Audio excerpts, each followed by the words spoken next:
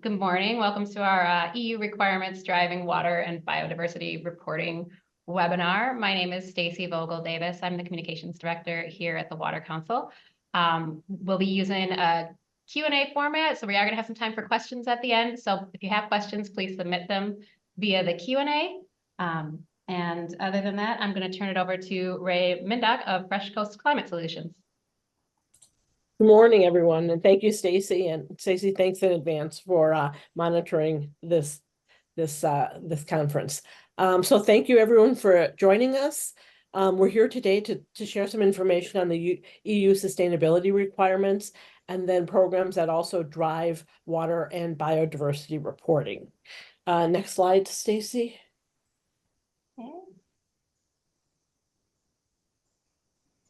So with us today, we have myself, Ray Mindock. Again, I'm the Director of Water Programs at Fresh Coast Climate Solutions. We have Matt Howard, who's the Vice President of Water Stewardship at the Water Council, and Matt Paper, who's a Senior Technical Analyst for Water and Biodiversity at Fresh Coast. And we're here to help you learn a little bit about the EU requirements. Okay, next slide. So what our focus on today is, again, we're going to be looking at the EU directive, both CSRD and ESRS. We're going to dive into water a bit. Sorry for the pun, Matt, but I had to do it. And then we will finish up with diversity. We're going to answer questions at the end of the presentation. So please use the Q&A box if you have any questions for us during the presentation. Next slide, Stacy. Fresh Coast is a consultancy. We are based in Ann Arbor, and our mission is to reverse climate change through bold solutions and transformative actions. Our core services are climate and carbon, water, biodiversity, sustainability programs, and we have quite a bit of expertise in the clean tech field. This year, we're happy that we have introduced the Climate Leap program, which is a program for SMEs to begin their journey into sustainability, and we help them develop a Climate Leap sustainability plan. Okay, Stacy, next. Here we go. We have a few new acronyms from Europe. CSRD is the Corporate Sustainability Reporting Directive, and ESRS, which is the European Sustainability Reporting Standards. Both are legally binding standards in the sustainability framework. The main difference between CSRD is a framework, and ESRS is the methodology for reporting. What we see when we look at these two is that, again, CSRD is the overall directive, and it really strengthens more of the rules and commitments associated with sustainability reporting. It also has it brought on a larger group of companies that are responsible for sustainability reporting and are required to do it. And then it references the ESRS, which is a set of sustainability standards and rules. So the ESRS is the reporting standards. They were developed by independent bodies, multiple stakeholders, and really a lot of those stakeholders had a focus with GRI and past experience with GRI. So much of the ESRS reporting criteria is very similar to GRI. CSRD is the law that requires companies to submit the reports. And then ESRS is, again, the framework and methodology to help show compliance with CSRD. Okay, next slide, Stacy. So what we have here is hold on, I'm sorry. who's subject to CSRD and ERS. So again, the corporate CSRD is the overall goal that is and law that's requiring it. Is required for more than 250 EU companies. And what we see here is US companies or entities that have significant branches in the EU with 40 million net revenue, they are also required to meet these requirements. Again, as I mentioned, the ESRS is the law. It was passed in 2023. It's using GRI. There are some nuances to the ESRS mechanisms. One of them is there's a specific reporting requirement which standardizes reporting and requires digital reporting. And then the other change is that third-party validation is required. Okay. Next, okay, here we go. To be compliant with CSRD, and I'm not going to go over all of them. I'll just highlight a couple of them. Double materiality is a point of compliance. So in this case, we're not only looking at the impacts to the people and the environment upstream and downstream, we're also looking at potential risks, opportunities and risks within the value chain. The value chain is considered throughout CSRD, and so now we're looking at both upstream and downstream value information. And there's also some requirement to look at both future and historical data when you're evaluating the value chain. The reporting format, again, that's a little different. There's a specific format which is digital and it has to be machine readable. So again, this is just bringing more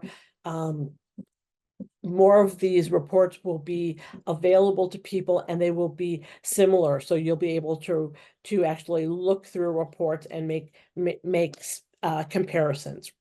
And the last one is the external assurance requirement. And again, that's to have a third party either validate or certify the CSRD work. Next one, Stacy. And just a quick overview on ESR. Again, the ESRS is similar to GRI. There's components of GRI embedded in ESRS. There is a general category, and then there are 3 topical categories. The topical categories include environmental, social, and governance. And today we're going to be focusing on E3, which is water and marine resources, and E4, which is biodiversity and ecosystems. Okay, next slide, Stacy. One of the things that is nice to work with, well, it's kind of hard to say some of these systems are nice to work with, but within ESRS, one of the things that they have built into the standard is interoperability, which means within ESRS, you can work within multiple standards and frameworks. And for example, I mentioned GRI, it was prevalently used in developing the format. There is currently a mapping tool which compares the standards for the GRI compared specifically to where you find that within ESRS. There's also for CDP, many of you are familiar with CDP, there's a crosswalk with CDP, which again compares where the ESRS standard disclosures are compared to the relevant 2023 CDP questionnaire topics. Okay, next slide, Stacy. So in summary, again, the differences between CSRD and ESRS is that CSRD is the framework that provides the legal requirements, and ESR is the methodology which provides the reporting requirements on the sustainability issues. So again, we're talking about with CSR, CSRD, they're mandatory requirements. And we're looking, when we're looking with the ESRS component, we should be familiar with some of those because they focus on GRI and other known sustainability reporting tools. So that's it for me. If we can go on to the next slide, Stacy. And I'd like to introduce Matt Howard with the Water Council. Great, thanks, Ray, for that overview. A little bit of an alphabet soup there with all the different frameworks. We're going to continue to talk about some of those different frameworks. I'm going to expand the conversation a little bit beyond the EU Corporate Sustainability Reporting Directive and talk a little bit more generally about how some of these regulatory requirements, whether it's with the EU, it's California here in the US, or the US SEC, how this is really part of the leading edge of reporting that's going to be impacting most businesses in the US and North America, if not globally. And so we'll talk about some of those trends. My focus, of course, is going to be on water and the water reporting aspects within the EU Corporate Sustainability Reporting Directive, but as well within some of the other sort of leading edge frameworks that are out there right now. So let me say, don't panic. I've had a lot of conversations with companies just over the past 6 months or so, a lot of sustainability professionals within companies that are doing a lot of hard work right now, trying to figure out what exactly they need to comply with as it relates to the Corporate Sustainability Reporting Directive, what's going on with the SEC climate rule, et cetera, et cetera. And for those of you where water is going to be a material issue and you are going to have to do some reporting on water, again, whether it's a regulatory framework or one of the voluntary frameworks, we have a program that can really help get you started down that path. And Ray brought up this idea of interoperability. We really feel like our program that we'll talk about in a minute, WAVE, functions great in terms of interoperability with other reporting frameworks. So before we get to that, just a few words about the Water Council. Next slide, Stacy. We've been around now for just over 15 years. We're a nonprofit. We're headquartered in Milwaukee, Wisconsin, but we work globally with companies on water quality and quantity challenges. And we do that by working to identify and drive innovation with freshwater technology, as well as within the practice area of water stewardship. So we serve partners and clients all over the planet. We've got over 150 members right now globally, and that includes members in the EU, Europe more broadly speaking, Asia, et cetera. And again, we really work through and with our network, our water hub here in Milwaukee, to really drive those solutions globally. Next slide. As part of our water stewardship history of work, we helped establish and set up the Alliance for Water Stewardship, which is its own NGO now based in Scotland. We provided the oversight for the Alliance for Water Stewardship system in North America for about 6 years. And kind of in that capacity, that's really where we began building the business case for water stewardship within the North American marketplace. And that's important because of how hyper-local and contextual water issues are. And so it's really been that experience working from Canada down to Mexico and everywhere in between on water stewardship issues with all types of companies, from dairies to data centers, that's really helped inform our water stewardship work here at the Water Council and our programming. Next slide. Speaking of our programming, we do offer on the water stewardship platform, we do offer advisory services. And so we continue to work with clients as diverse as Google and Apple and Abbott Labs. We've worked with small family forages and dairies as well on water stewardship issues. We continue our advisory services partnerships this year with the American Chemistry Council and the Suppliers Partnership for the Environment, both of which are leading sectoral efforts around water stewardship in the chemistry sector and the automotive value chain, respectively. We also offer capacity building and training. And then last but not least, I'll talk about our WAVE, our Water Stewardship Verified program here in a minute. Okay, so that's enough background on the Water Council. I think one of the things that's important when it comes to thinking about whether or not you're going to have to do some reporting on water, or whether or not there are water risks or impacts which can have an effect on your business, on your operations, or supply chain. It's good to just look at the risk map, and what we're seeing here from Aqueduct on the left-hand side is baseline water stress within most of North America. And you can see areas from light, yellow beige up to dark, kind of burnt orange red, from low to extremely high areas of stress. The usual suspects, so to speak, right? California, Arizona, down into central Mexico. But what's always surprising to me is to see the central portion of the United States, our Great Plains, up into the prairie provinces of Canada, down and around a little bit the Great Lakes, and then even over into the southeastern coast of the United States.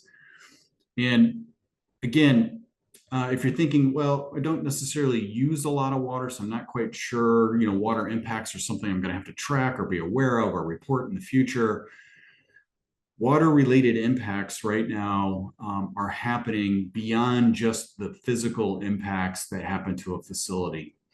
So two very quick examples: insurance premiums are going up all over the country related to climate impacts. And we're seeing, particularly for large sports or entertainment venues and complexes with large surface areas, substantial premium increases year over year due to stormwater management, overland flooding, things of that nature.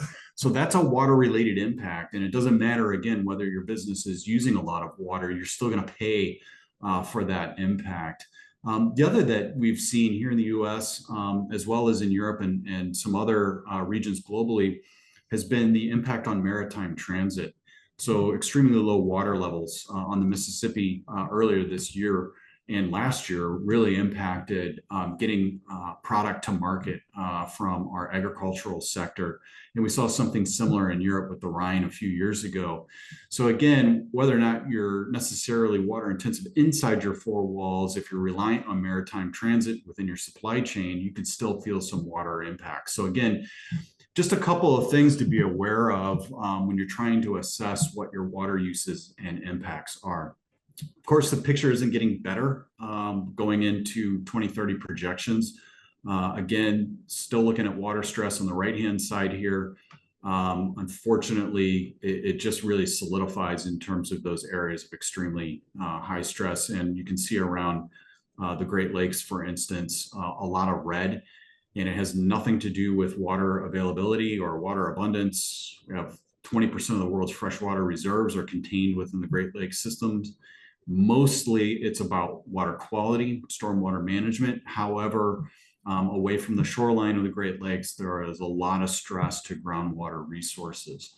So that's the picture of stress here within North America. And so I think as a result, again, whether your direct operations are located in some of these areas or your supply chains stretch across them, water is definitely something you need to start tracking.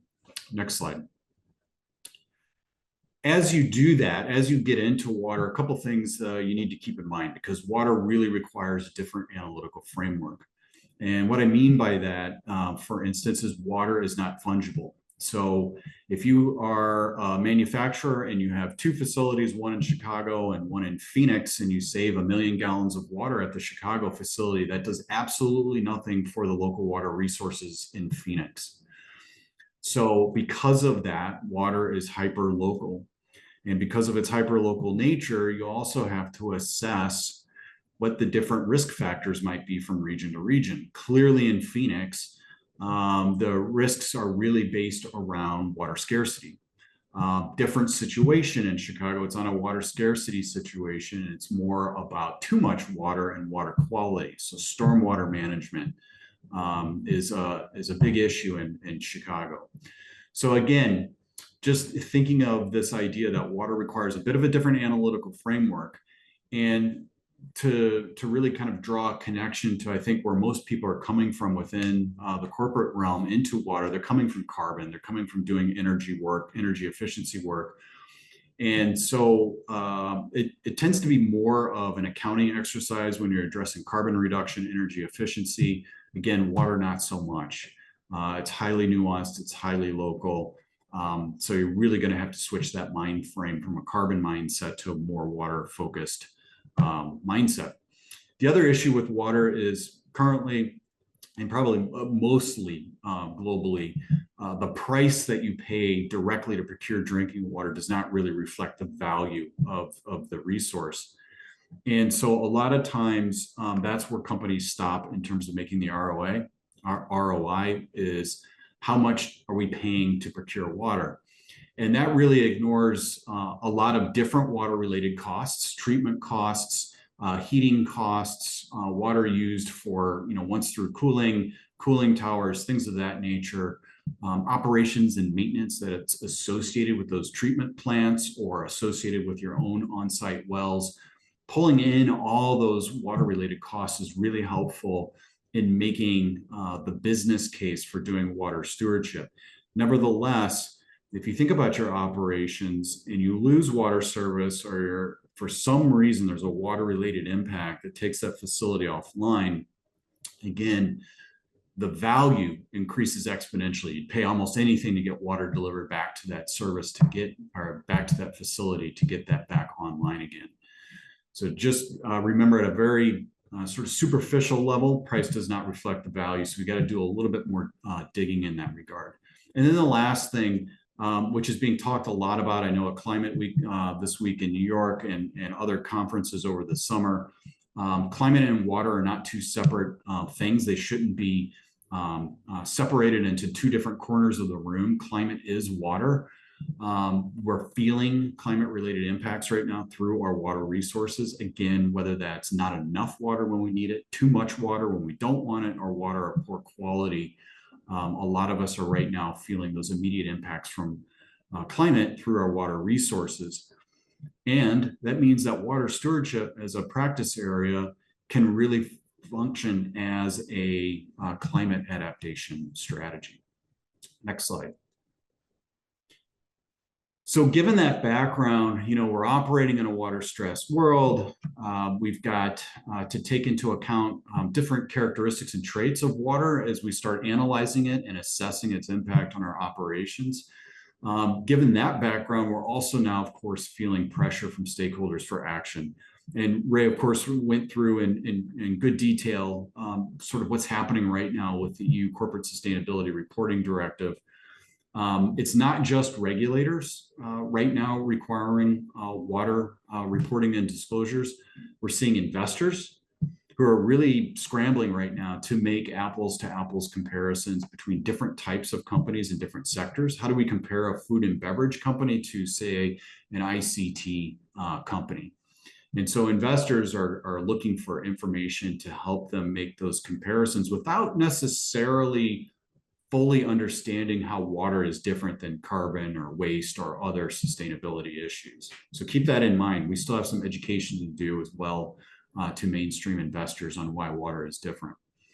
We're also seeing customers requesting and requiring reporting on water uses and impacts, whether that's within the food and beverage sector, that's automotive, you name the sector. We're starting to see more and more pressure come through the supply chain for companies to begin reporting, volumetric water use. Are you tracking water quality data? Are you doing watershed risk assessments? So that pressure now for reporting from regulators, which is of course required depending on where you're located, from customers, from investors, is really, I think, pushing right now, collectively pushing companies to begin contemplating reporting.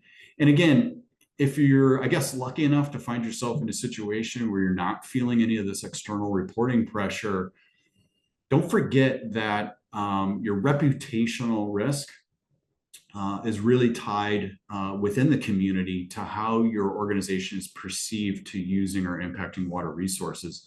And so your social license to operate and grow really depend on how good of a water steward you are, or at least perceived to be by your key stakeholders. So whether you're doing reporting or not, There's tremendous brand value attached to good water stewardship, and specifically, again, looking at that social license to operate and grow. Next slide, Stacy. So kind of bringing it back a little bit to our key topic today, the EU Corporate Sustainability Reporting Directive, and Ray kind of laid out how that directive works with ESRS and the different standards that kind of fall underneath the umbrella of ESRS. E3 is the Water and Marine Resources Standard. It is pretty extensive in terms of the steps that you have to go through, the indicators, the metrics, et cetera, that you need to conform with. If you're kind of comparing E3 to either the California climate related financial risk rule that's kind of hanging out there, as well as the SEC climate rule, it is way more prescriptive, way more comprehensive than either of those two reporting requirements that we'll see here potentially in the United States. Helpfully, as Ray pointed out, ESRS is informed by GRI. So if you're generally familiar with GRI and kind of that framework that it uses to walk through, kind of identifying dependencies and impacts and assessing those things, it will feel familiar walking through E3. It would also feel familiar walking through the SEC climate rule, which was highly influenced by GRI, as well as TCFD. So just kind of continue throwing out more acronyms here this morning. So that interoperability piece, at least on the reporting side, and I'm sure many of you can confirm, been able to see that framework kind of carry through some of these. Nevertheless, the E3 standard is going to require, some data disclosure, some policies, some targets, some action disclosure, and really looking to convey back to the regulators and to the public, what your organization is doing to identify and assess and address your water-related impacts.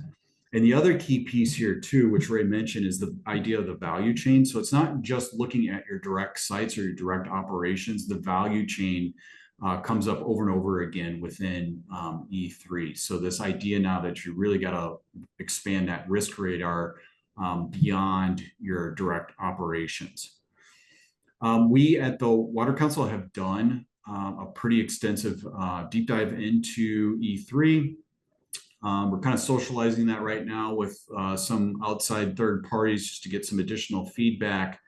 But for those of you that are particularly interested in how E3 water and marine resources relates to either other frameworks that are out there, these common frameworks like GRI, et cetera, or our own framework, our WAVE program, feel free to reach out to us directly after this webinar. Just a word on the US reporting requirements.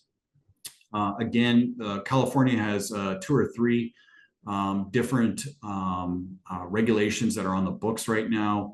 As best as I understand, and someone can correct me out there if I happen to be wrong, but most of these look to be implemented in reporting year 2026.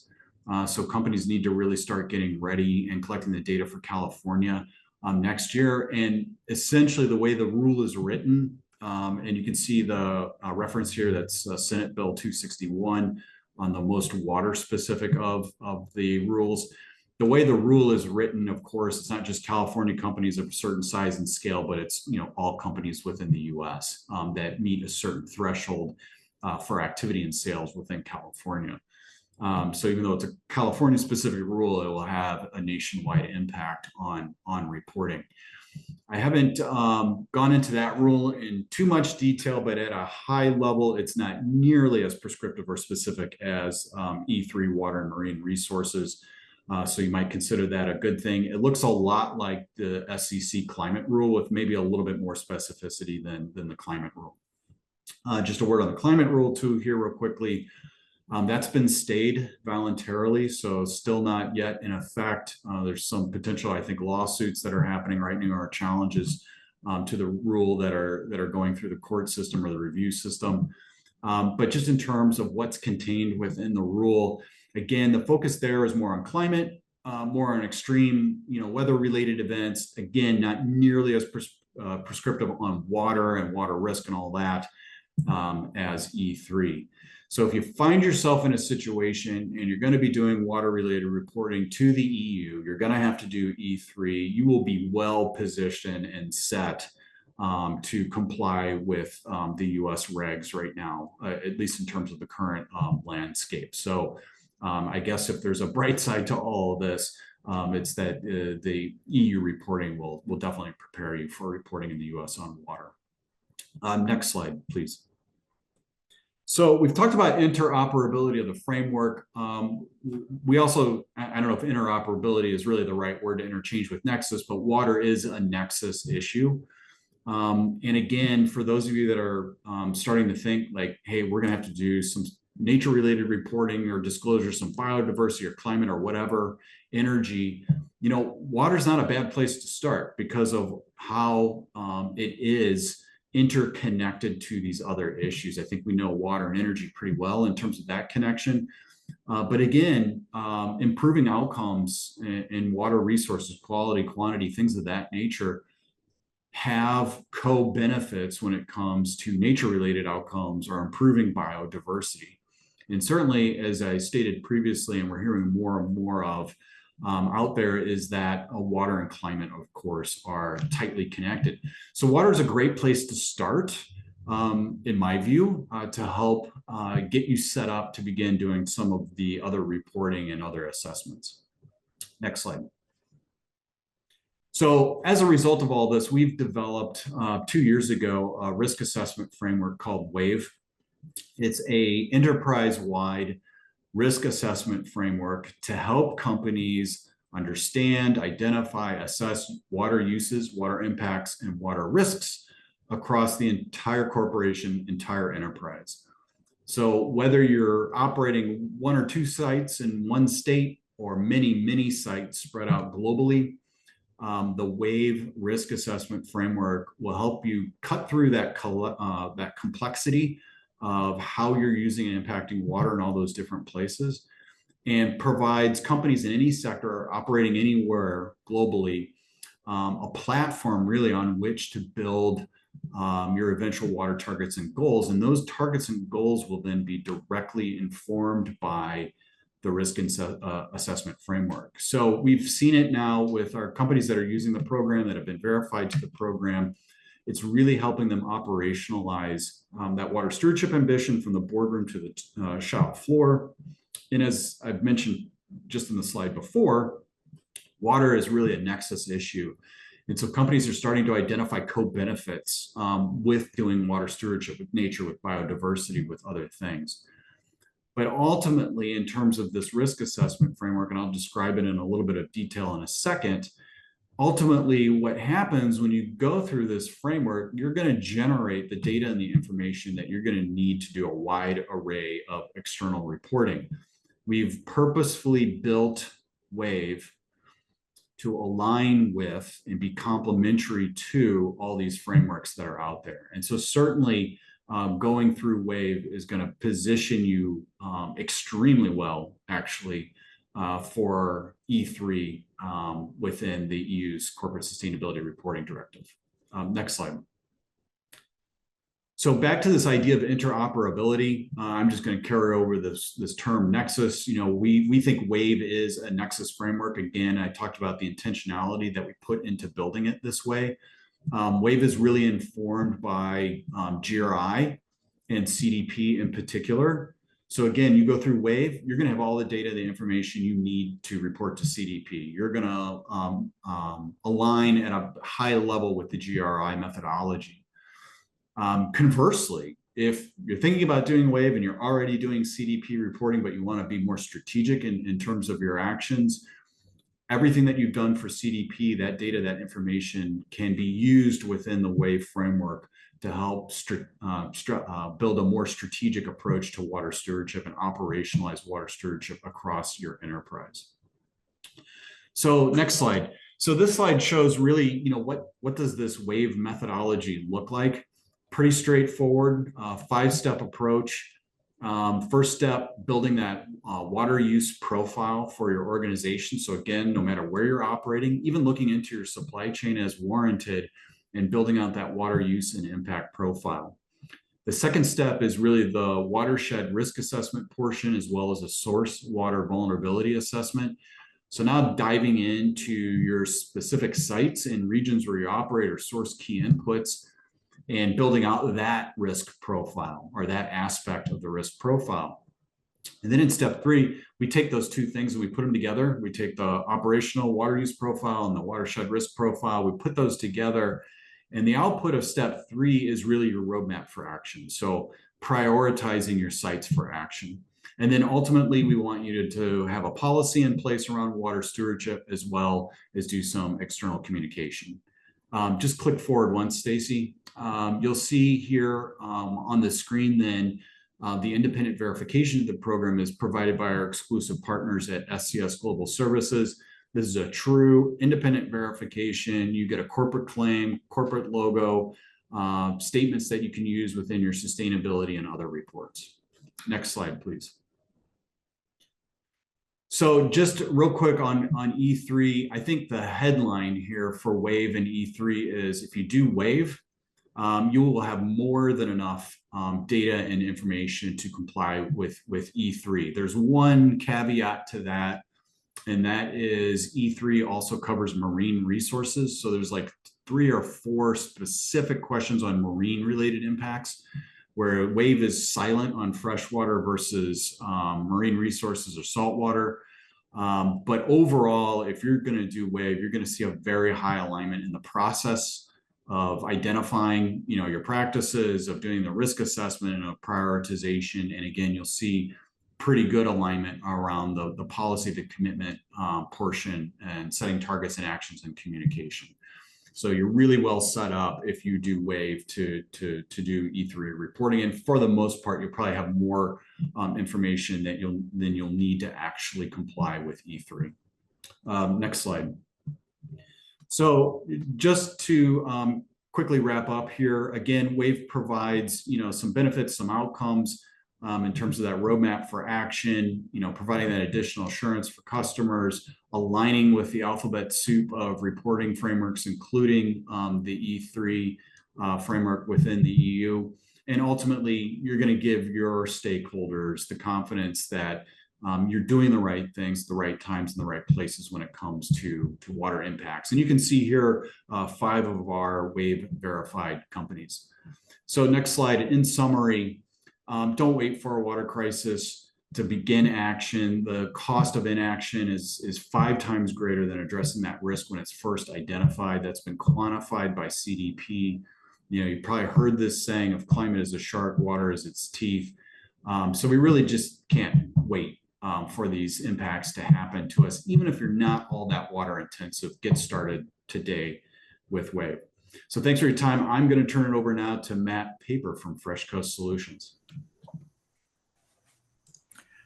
Hi, thanks very much, Matt. My name is Matthew Paper. I'm the Senior Technical Analyst for Biodiversity and Water at Fresh Coast. And today, I just wanted to talk a little bit about where we currently are within reporting for biodiversity and ecosystems, or nation in general, and then talking about just the steps that folks can take to potentially answer that question and how we've approached it from Fresh Coast when assisting SMEs. So much in line with what Matt was saying about the interconnectedness of a lot of these, of this kind of whole environmental pillar, is that water is definitely a nexus and a fantastic starting point, and it does provide a lot of baseline information, especially when looking at the comparison between water and biodiversity and ecosystems, because they are so location specific.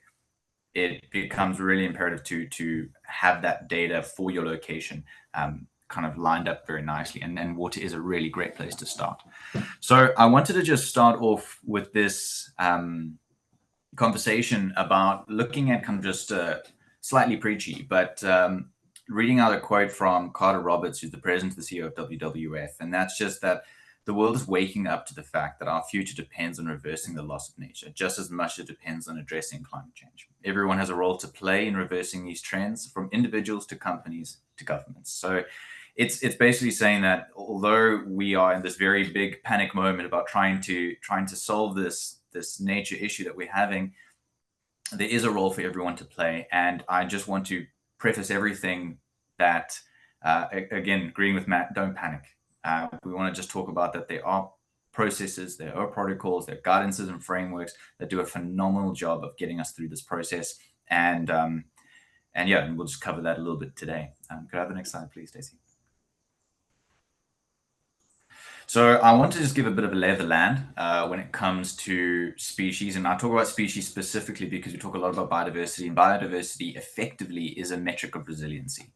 When I say resiliency, I mean how able a system is to resist against disturbance or change. And so this is the WWF's Living Planet Index, talking about species across the globe. And we can see that there's been a significant decline in species from 1970 through to now. And it's just shy of a 70% decline in global species, with Latin America actually experiencing the highest drop, well below, or yeah, a lot more decline than the global average. And that's majority of it is driven by your kind of extraction. So your timber and a lot of your agriculture, as well as your mineral extraction from that region. I would also just like to point out Africa specifically, that high variation that we're seeing in that kind of confidence ribbon. That means that data is either scarce or there's lots of gaps. So if there are operations in Africa, it's imperative that we start understanding the kind of species, or at least the systems themselves in that area. And this graphic just goes to, I think, underlie the fact that transformative action is required for us to really change our current pathway from the business as usual to a more conservative model. The next one, please. Next slide, please. Yeah, thank you. So the reason that is predominantly for this kind of global decline, and we can very comfortably say, is that there's a systemic undervaluation of ecosystems and biodiversity in nature as a whole. The losses due to undervaluation of nature are better understood than they've ever been, but there are still significant gaps. So this is a report from 2002. This is the Global Futures Report.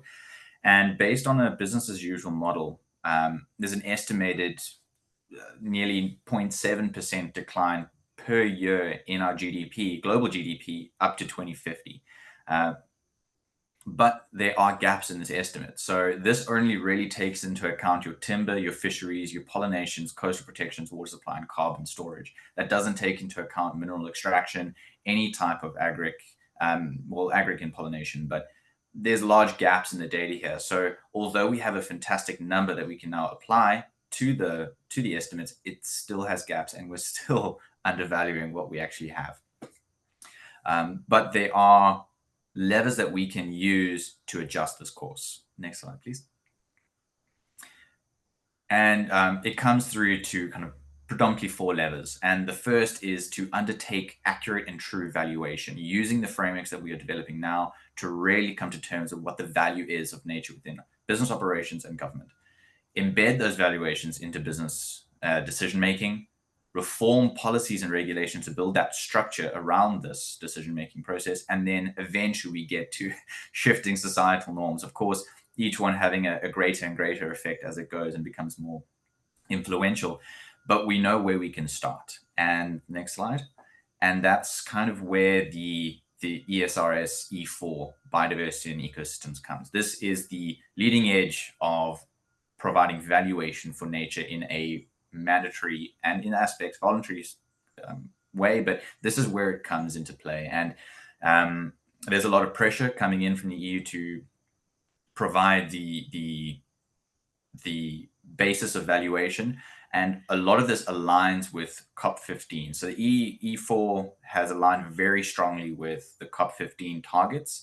Those were brought out in Kunming, Montreal in 2020 or 2022, and they align with I'm sure everyone has heard these targets of the no net loss of biodiversity by 2030 the net gain of biodiversity by 2030 and a full recovery of biodiversity by 2050. So these are lofty, lofty goals. But until we know the value of where we are operating and how we're operating, impacting, we can't get to these targets just yet. But although they're ambitious, we're really starting to frame up a nice way of approaching this.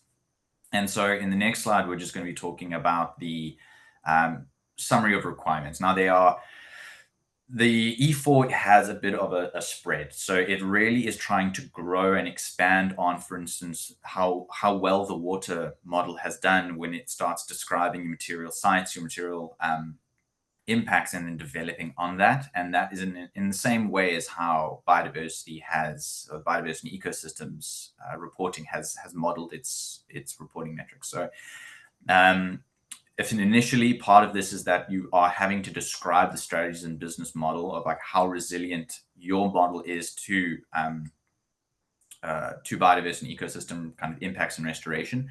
There are aspects of this that are voluntary. We'll get into a little bit of detail there, but the requirements are fed on by the remaining E4 requirements that we'll be listing below. One of the biggest parts of this is actually the disclosure of your material sites and the impacts on nature. This is where that dual materiality comes into play, where we're looking at those and actually listing the sites and coming to terms of where your impacts are happening and what those are. And those can be everything from deforestation to soil sealing to impacts on key biodiverse areas and protected areas. R1, which is the third in the row here, is outlining that process of how you got to disclosing your material sites. The fourth is your E2, adopting policies to manage those material impacts and dependencies, risks, and opportunities is incredibly important to build that kind of like held to structure or held to account structure within your organization. And it's a big ask, and it's something that is incredibly important for us to try and create. And again, it's part of that lever system where we are looking at when we start developing those policies, that when we start to really make differences and change. So the fifth is your actions and resources. That's fine. Is actions and resources, and that goes specifically towards looking at what actions you are taking and then what you are setting aside in terms of resources to make those actions happen. And it's really important to understand that is a transparency aspect. Again, then we're starting to talk about targets related to biodiversity through your SBTN, for example. Looking at your material impact metrics, so KPIs specifically outlining how you are approaching biodiversity and ecosystems within your value chain. And then finally, the anticipated financial effects. This is talking about the risks and opportunities from a financial aspect that your company is going to be experiencing because of its dependencies and impacts. And so this is very much where that dual materiality comes into play, is looking at that from a financial as well as future projection. Yeah, next slide, please. So all 8 of these requirements are very reflected in many of the other ESRS. For instance, water has a very similar structure, but one thing that is kind of should be understood is that these are driving the integration of accurate valuation of biodiversity and ecosystems into business operations. And it needs to be understood that they're not necessarily going away. And much of what is happening is mandatory, but there are aspects of it that are voluntary. Next slide, please. So I was very fortunate enough to go to the WWF Biodiversity and Business Forum last week, where one of the key points that they pointed out that was very much a recurring discussion was the use of the biodiversity transition plans.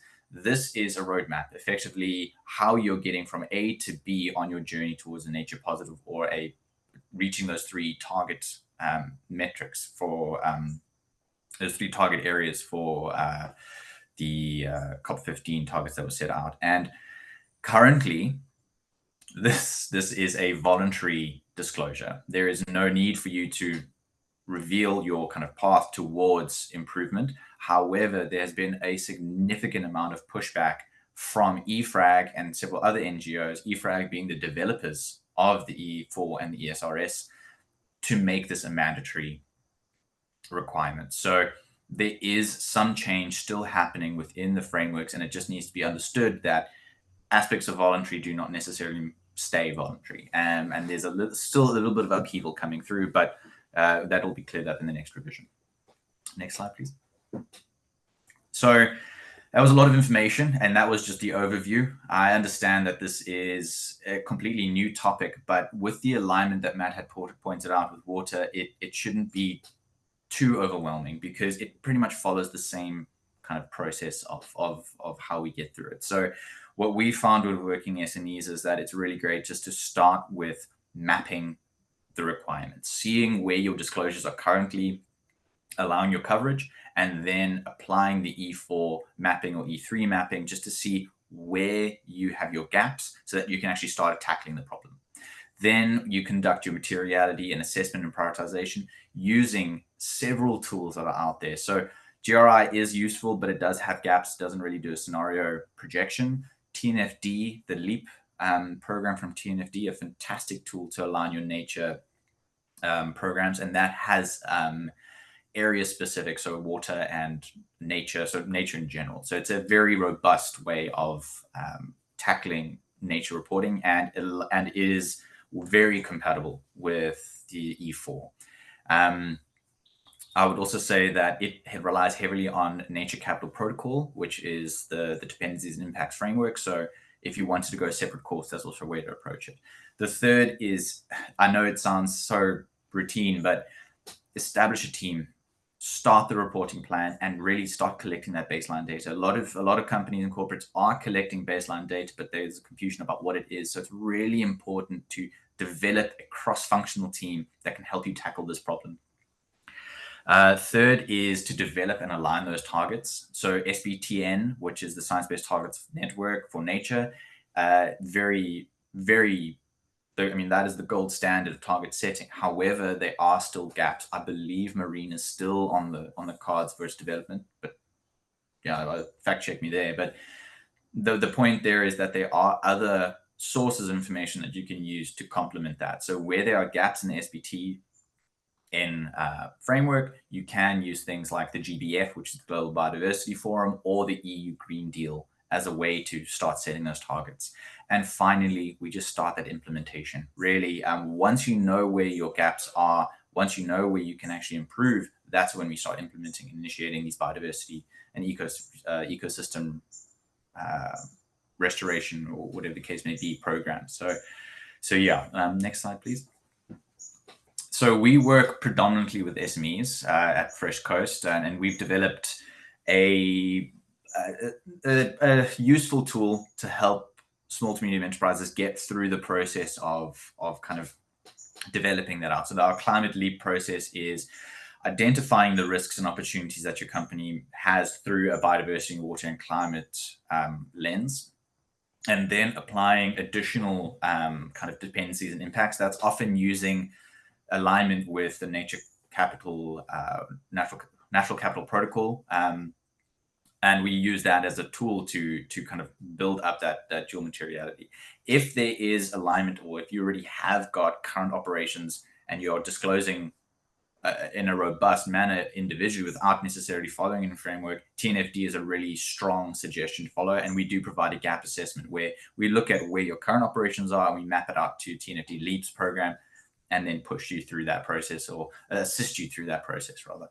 And then of course, setting those targets. Again, as I said, SPTN does have gaps at the moment, but those are going to be filled very quickly. One thing that we haven't really touched on, but we are really, really strongly pushing towards, is transition planning. I would suggest that if you are in the stage of developing your transition plan, look to WWF. They have fantastic resources on transition planning and appropriate means of building something like that. Next slide, please. So just in conclusion, I don't think we really touched on it too much, but SMEs have the luxury of time. In 2026 is when your first reports are meant to be coming out. However, there is the opt-out issue to go to 2028. This is the leading edge. You know, this is what's driving innovation and driving reporting and driving requirement policy. So, it's not stopping. The importance of accurate valuation, can't stress that enough. That is where you're going to start being able to really drive change and align your business with that kind of license to act and social license that Matt was talking about earlier. They are, one thing again, I just want to really emphasize is that they are fantastic resources. The alignment frameworks of TNFD and SBTN, they are ISSB, GRI, GBF, GBS, so many of these bloomin' phrases. But yeah, there's a lot of frameworks that are available and guidances that are easily accessible.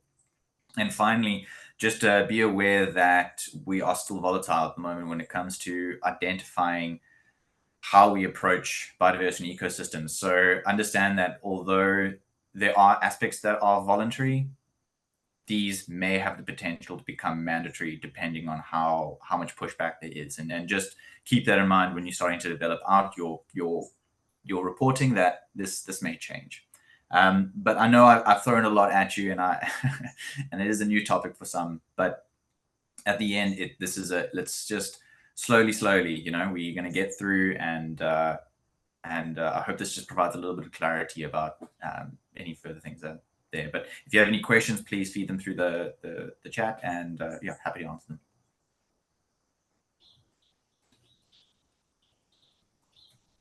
All right, we just have a few minutes left for questions, but if you do have questions, please send them through the Q&A. And if we don't get them to them here, we can also, answer them later. We have all your emails. So I'm just going to get started with a few of the questions that we've received. I think this one's for Ray. What is the timing for U.S. firms that may be impacted by CSRD? Oh, Ray, you're on mute.